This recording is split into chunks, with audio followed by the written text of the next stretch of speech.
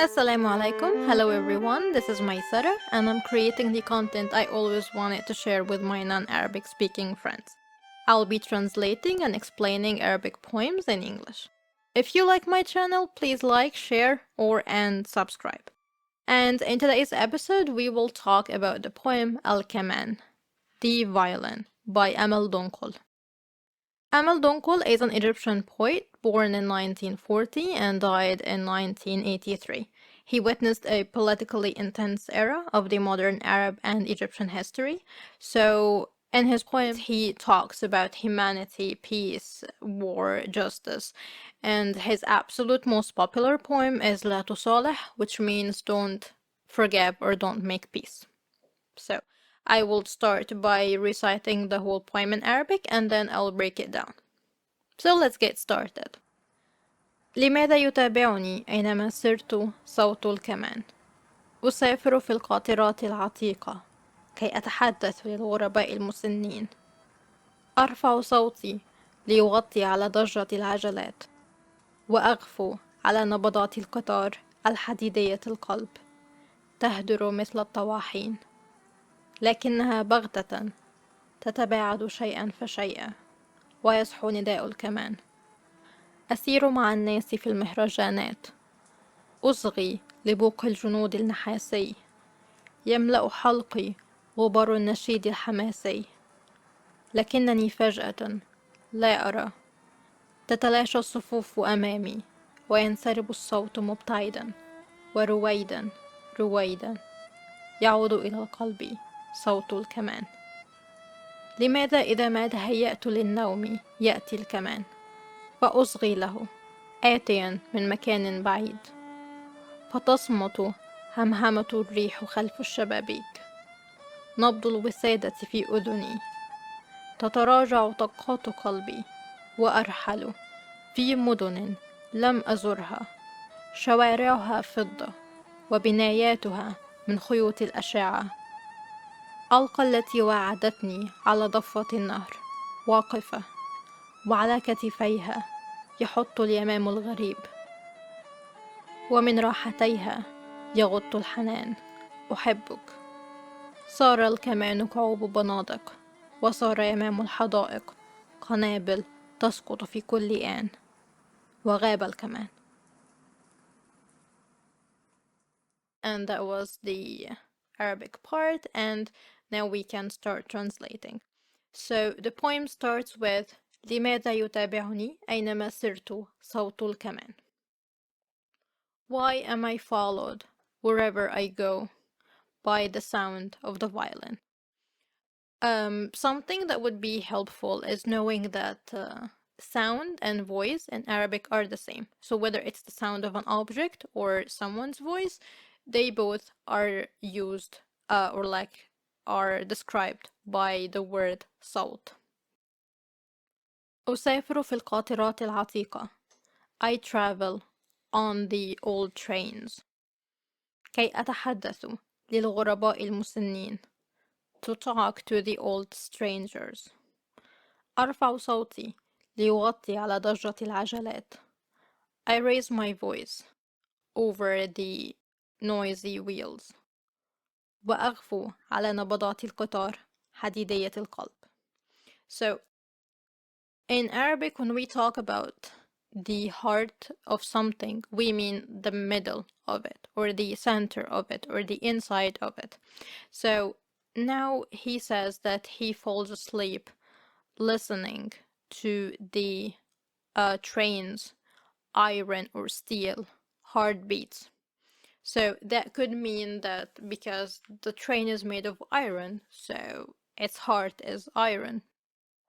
And also, it's because sometimes in Arabic, when we say that someone's heart is tough or strong or cruel, we say that his heart is made of steel. It could mean like both bad or good things, but we use that expression often. تهدر مثل الطواحين.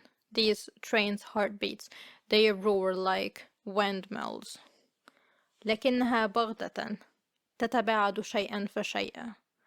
But suddenly they slow down slowly. So شيئا فشيئا literally means little by little. ويصحو نداء الكمان, and the call of the violin awakens. أسير مع الناس في المهرجانات. I walk with people in festivals. أصغي لبوق الجنود النحاسي. I listen to the soldiers' copper trumpet. You know, in these like the marching in streets where there are so many soldiers and so many people watching. يملأ حلقي غبار النشيد الحماسي. So in Arabic, when you say that you're speaking out loud, or like you're saying something out loud, you say that you're filling your throat with what you're saying. Because you know, when you're speaking loudly, you feel that your throat is expanding in a way to fit in your words. So that's how we express it. So here he says that his throat is filled by the dust of the enthusiast anthem. This also brings back the image of the crowds in the streets and the soldiers and people reciting the anthem really loudly, that you feel that like they are moving the dust or they're moving the sand, so you can feel the sand in your throat. لكنني فجأة لا أرى, but suddenly I don't see. تتلاشى الصفوف أمامي. The lines fade away before me. وينسرب الصوت مبتعدا. And the sound leaks away and goes away. The sounds here, of course, as we mentioned, it means the voices and the sounds. ورويدا رويدا يعود إلى القلب صوت الكمان.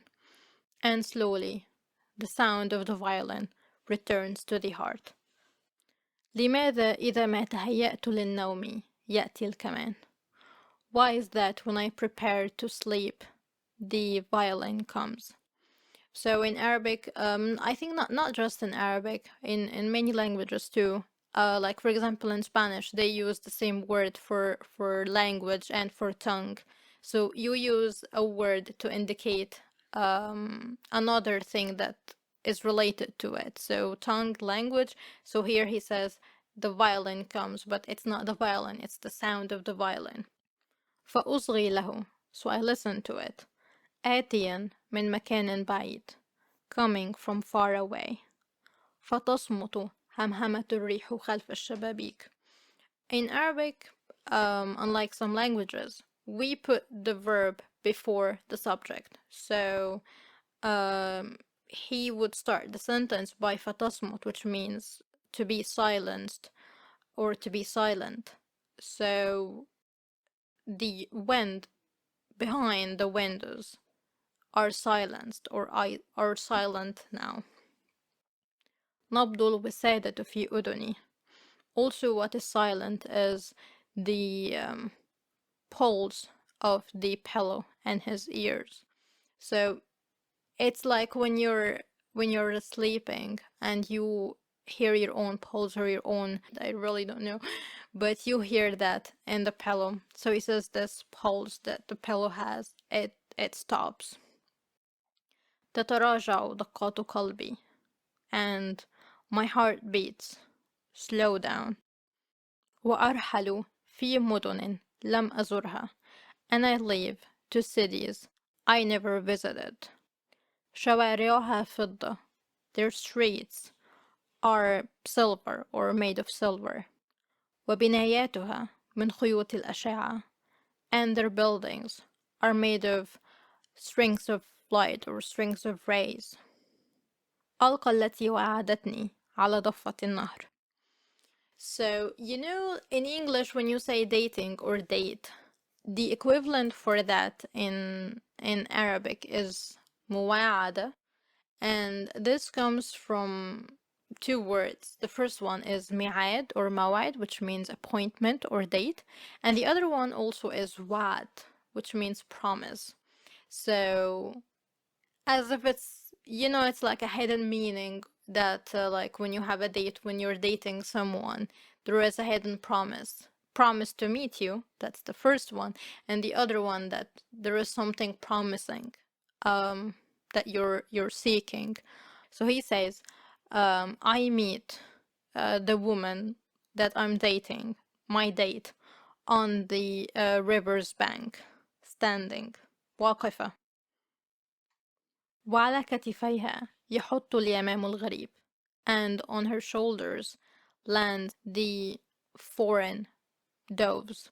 So this foreign doves, it could indicate that it's a certain spaces that is not local, or also because at some point we used to raise pigeons and doves in the houses or in the farms. So you would know that this is your dove or this is your pigeon, and this one, it's not yours. It's like a foreign or like a stranger. ومن راحتيها يغط الحنان أحبك. And from her hands you hear kindness. So this word يغط, I try to get more details about its meaning because I only know it in a certain context, in like the context of sleeping or falling asleep. But I found out that it also indicates like making sounds. So as if he's saying that the kindness in her hands, it starts to sound or to give the sound of the word I love you. صار الكمان قوب بنادق, and then the violin turned into. So I tried to know the exact word for that thing, which is the end of the rifle, like the guns, the end of the rifles that can be used to hit someone without shooting. So I don't know the exact word, but then I realized another thing, which is the word he used, which is how it's used in Arabic. The word قعوب, it means heel or heels, and then I found a reference that says that this is the word that can sometimes be used to describe the part of the violin bow where it stands. I cannot confirm or deny that this is intended or is it a coincidence, but I just found this information, so I wanted to share it. So the violin turned into parts of rifles. وصار يمام الحدائق, and the garden's doves turned into قنابل تسقط في كل آن, bombs falling the whole time. وغاب الكمان, and the violin was gone. So you can see through the poem he was always able to hear the violin over all the noise, all the sounds, all anything, even over hearing his own heartbeats and his own pulse, but there was something that was stronger and louder than violin, and violin could not stand against it, which is the war and the bombs and the guns. So that was today's poem. I hope you liked it. Thank you so much for watching, and looking forward to seeing you next time.